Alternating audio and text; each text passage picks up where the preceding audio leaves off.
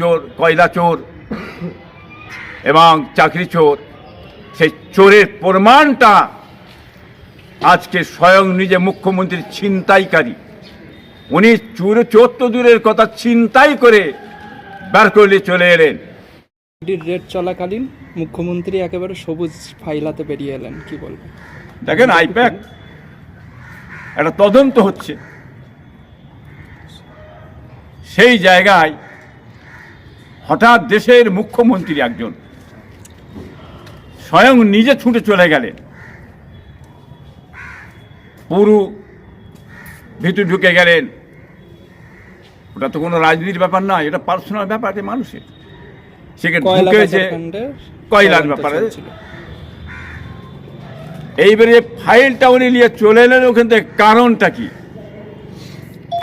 ব্যাপারটা কি? নিশ্চয়ই বাংলার মানুষ বুঝতে পারছেন ব্যাপার একটা আছে। ফাইলটা ছিনতাই করে নিয়ে চলে এসছেন উনি, কি ব্যাপারটা? এবং ওই জায়গাটায় আইপ্যাকের অফিস তৃণমূলের প্রাণকেন্দ্র। হ্যাঁ, আইপ্যাকের অফিস তৃণমূল ব্যাংকের লোক ঢুকেছে।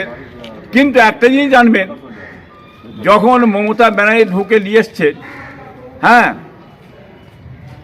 কোনো তদন্ত এনারা কোনো প্রশ্নই করলেন না কেন?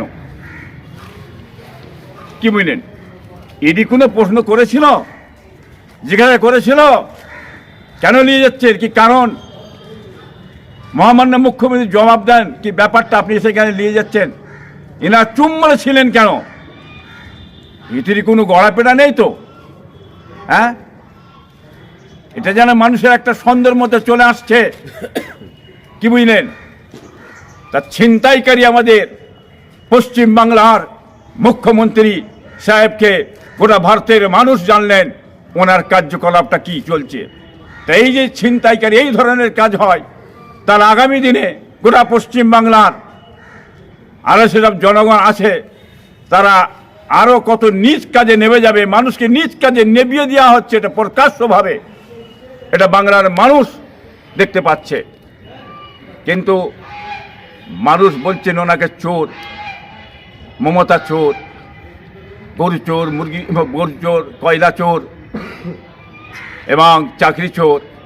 সেই চোরের প্রমাণটা আজকে স্বয়ং নিজে মুখ্যমন্ত্রী ছিনতাইকারী।